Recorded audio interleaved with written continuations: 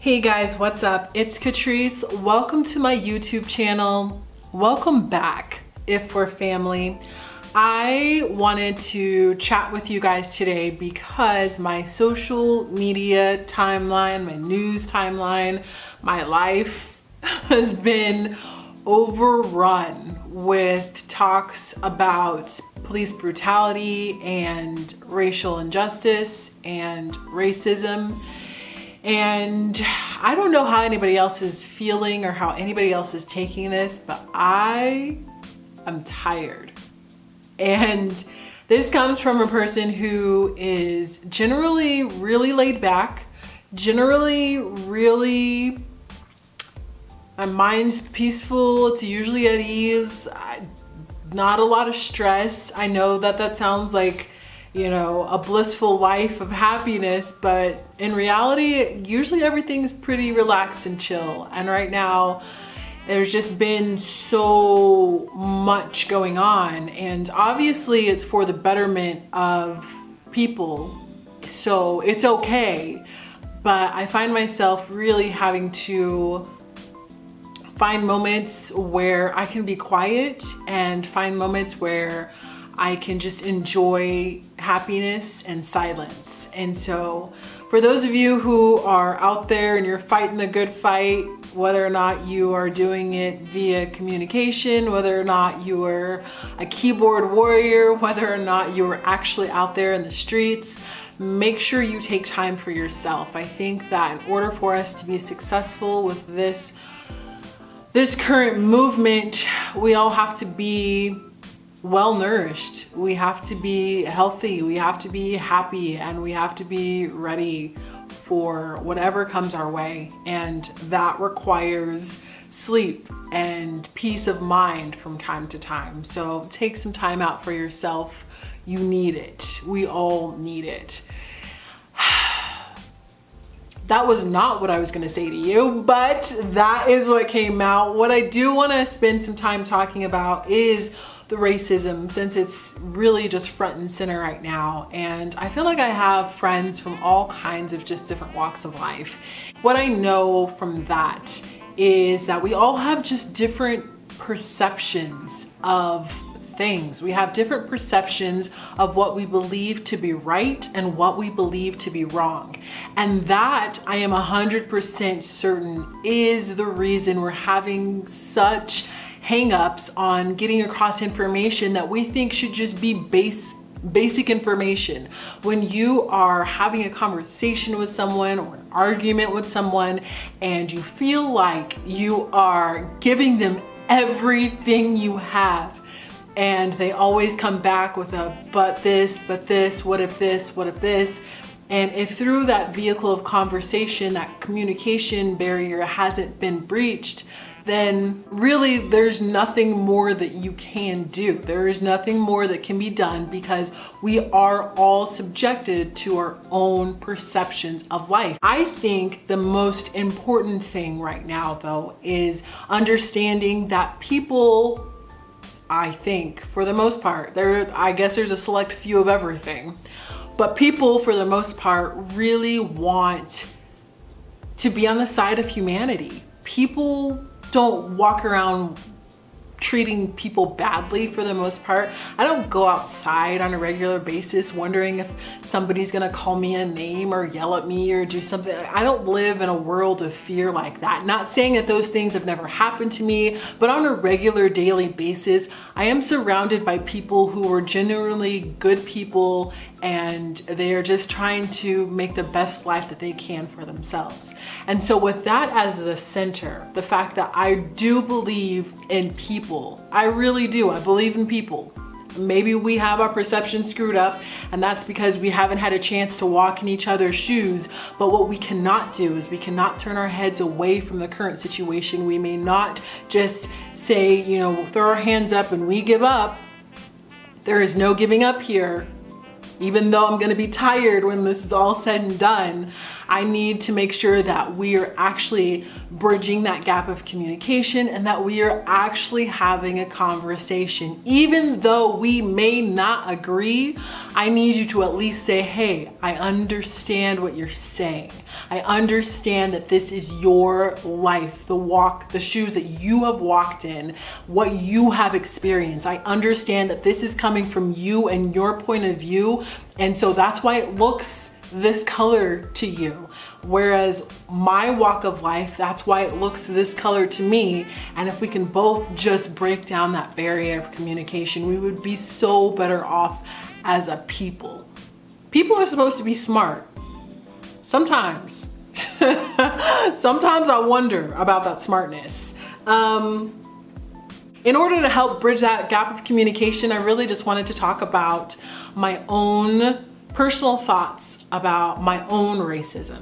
And in order for us to go there, we're gonna have to rewind back to 12th grade Catrice. 12th grade Catrice was excited for the opportunities that lied ahead. I had kind of screwed around my 9th and 10th grade year, I did, and decided that I wanted to go to college. So I got myself in order and pulled myself up by my bootstraps, as they say, and figured it all out. Because while I was in the middle of throwing a little bit of a fit, we had moved from one place to another place and I didn't like it. That's a different story. However, we had moved and I think I had thrown a fit for like 3 years straight about that move until I really just came back up out of the water and I was like, okay, I want to go to college. This is what I have to do to get back on track. I am very far off, but I'm smart enough, I can do it. It shouldn't be a problem. And sure enough, come 12th grade year Catrice, boom, I am college eligible. I can go. And I was really proud of myself because I knew that in order to be successful in the United States of America, I was gonna need that little sacred piece of paper that said that I could learn, I could listen, I could comprehend, I could do, and that I was hireable. Like, look at me, guys. I went through all this extra work to prove to you that I am hireable for this career. Please hire me. So I was eligible. I got some really awesome college opportunities, chose a school for me. And in that choosing of schools, I remembered, okay, now I have to pick a major. I need to pick something that I can do. And I literally sat there for a second. I was like, what do Black people do? And you may wonder, like, what the heck that means. Like, why would you put race into it? That's what usually most people say. But I was talking from my personal experience of life. You may not take that away from me. I was Black in America, going forth and going to achieve the college education that I so desperately thought that I needed. And I needed to know what people look like me. What do they do? How do they get paid? Like, what, seriously, what do they do? And if you know the answer to that, please pause the video right now, go down to the comment section, let me know who in the United States of America whose skin is toasty brown has been successful, because we need that running list. Because when I was looking around for a career, I started to realize that I just couldn't figure out what Black people do. What do Black people do? And the one rule, when you get down to the comment, I guess there's 2 rules. Rule number 1, no entertainers. I was going into college and I understood that while I love the entertainment industry, I was not gonna be able to bank on the entertainment industry. So we can't write any entertainers down. That's rule number 1. Rule number 2, I know there is a swarm of them. I know some of you who know me know that I went and I did get a chance to play athletics in college, but no athletes. You may not list any athletes in the comments either. So once we have eliminated all the entertainers, musicians, comedians, and actresses, and then we've eliminated all the athletes, My 12th grade self was really trying to figure out what the heck is it I'm supposed to do. And I know they're telling me you can be anything you want to be, you can choose to be anything you want, you can do anything. You can do anything, Catrice, anything. And I didn't know where to start. And I think that stemmed from actually my 6th grade self.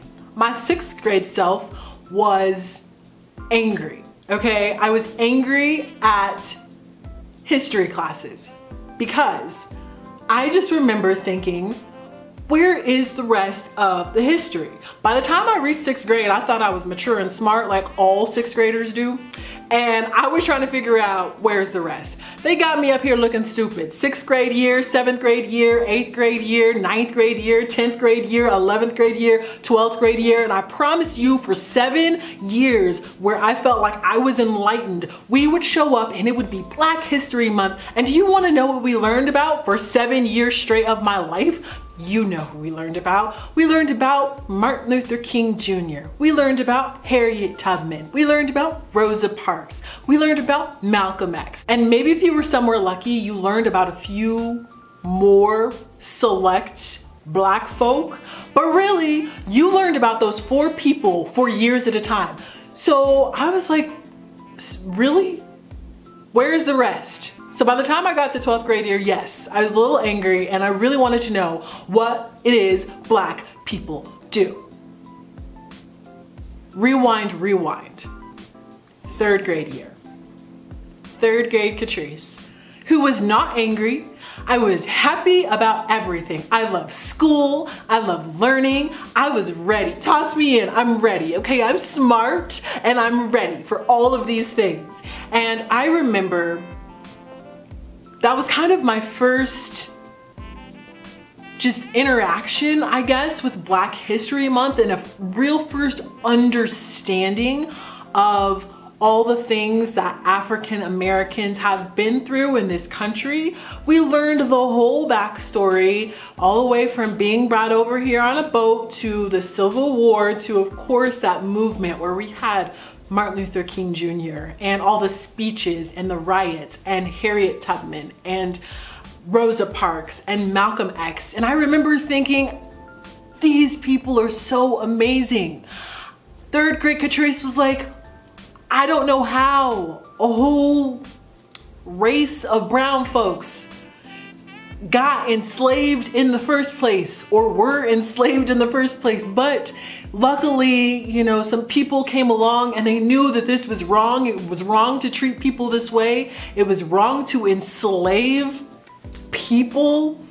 And then we had the civil rights movement. Everything was clean and shiny with the world, and I, little Black girl, was allowed to go on and be whatever it is she wanted to be. I was so thankful. Those wonderful people to me were heroes. Without them bridging the gap, without them filling in the pieces of the puzzle, my life would be drastically different just because I showed up to the world looking toasty and brown. Fast forward, but just a smidge, we're still in 3rd grade year.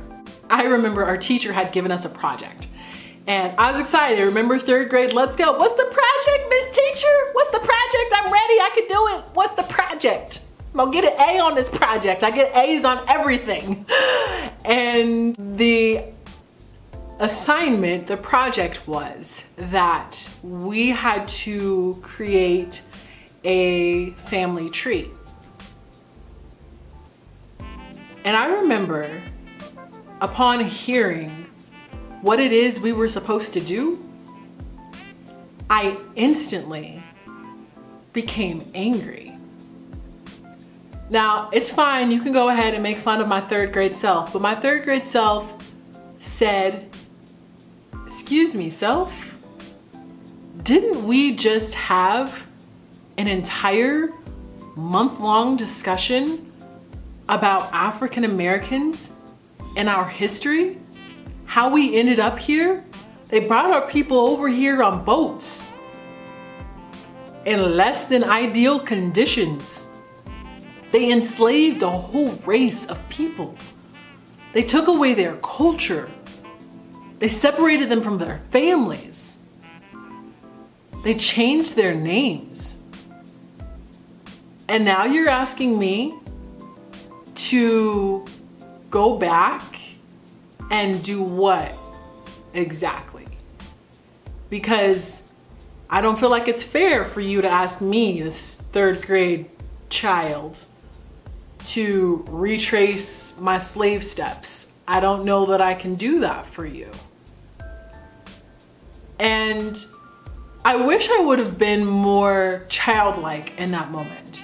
I should have just went home and said, hey, Ma, Dad, yo, I need to fill out this family tree, and they would have helped me fill it out the best that I could. But that's not where my mind went. My mind went straight to resentment. Like, you just told me where my people are from, and now you're telling me I need to find my people, and you know that I can't do it.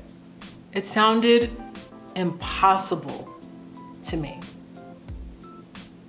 And I think that is where the problem stems from for United States of American children who are going through the public school system. Even though I could have easily went home and asked my parents about my history, I, as a 3rd grade child, decided that I didn't have any.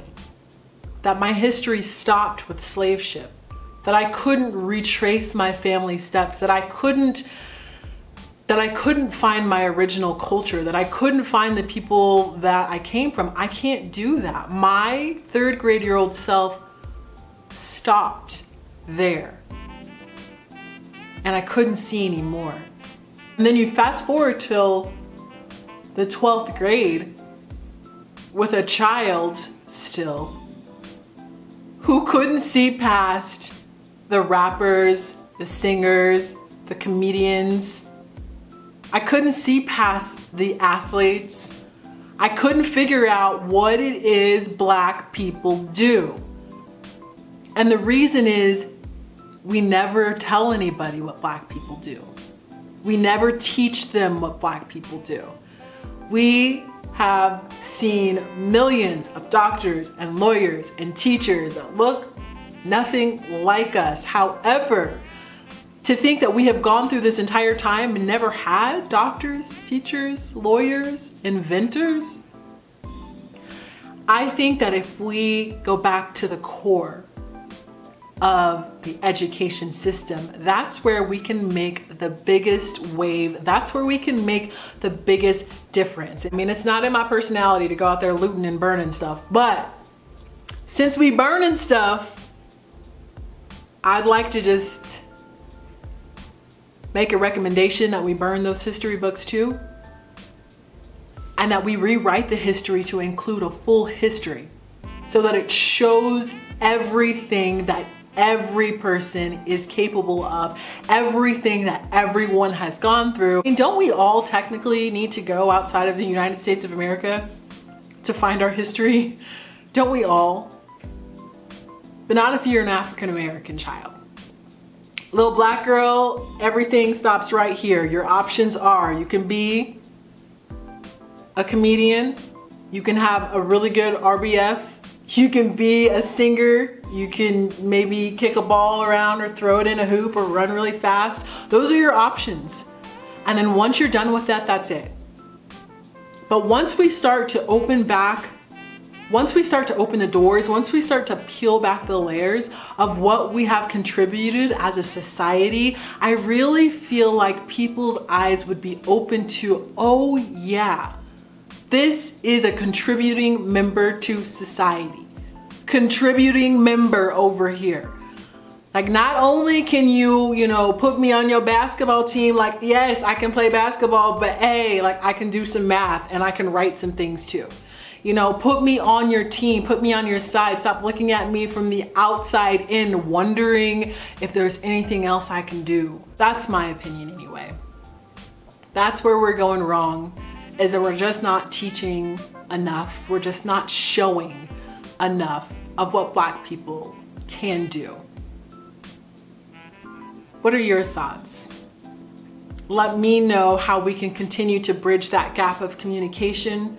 Let me know how we can just create a better life for people, but not just for people. When I think about it, I think of creating a better life for children. Children are just so impressionable and they're so capable if we give them the tools. And we just haven't quite given our children enough tools, and it shows through in comments and in hatred. That's gonna be it for me today. Thanks for hanging out with me. You guys know that I have a hard time saying goodbye, so I'm actually going to cut myself short, but you guys come back, okay? Hang out, we'll chat more. We'll see you soon. Bye.